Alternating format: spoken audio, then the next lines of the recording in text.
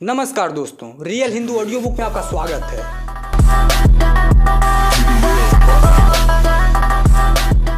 इस वीडियो में हम महात्मा बुद्ध की एक छोटी सी कहानी को सुनेंगे। छोटी लेकिन बहुत ही वैल्यूएबल कहानी। चलिए शुरू करते हैं।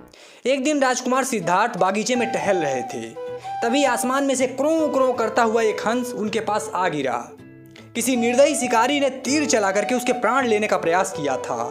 राजकुमार ने दयावश उसके पंखों में लगा तीर निकालकर उसके घाव को धोया और उसे जल पिलाया। पानी पीकर जैसे हंस के प्राण लौट आए। इतने में ही शिकारी दौड़ता हुआ वहां आ पहुंचा। वह सिद्धार्थ का चचेरा भाई देवदत्त था। सिद्धार्थ, देवदत्त आते ही बोला, यह हंस मुझे दे दो, मैंने इसका शिकार किया है।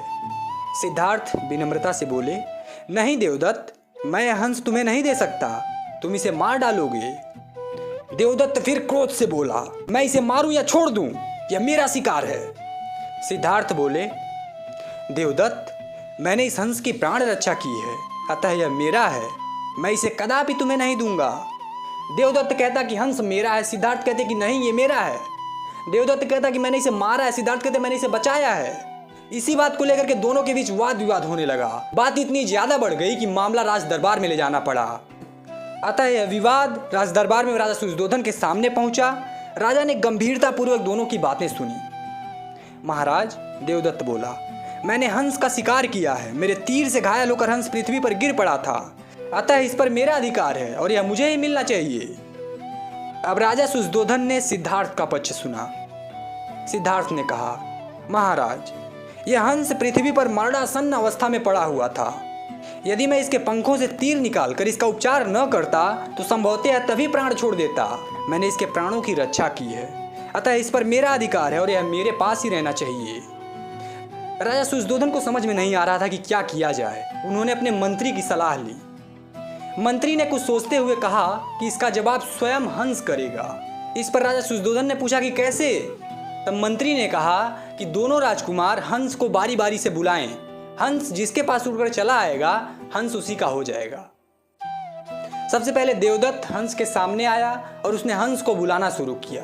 देवदत्त को देखते ही हंस की आंखें बड़ी हो गई।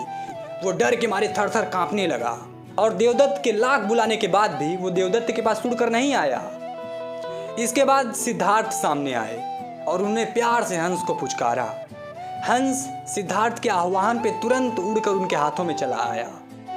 इस पर मंत्री ने कहा कि हे महाराज, देखिए, हंस सिद्धार्थ के पास उड़कर आया है, अतः यह सिद्धार्थ का हुआ।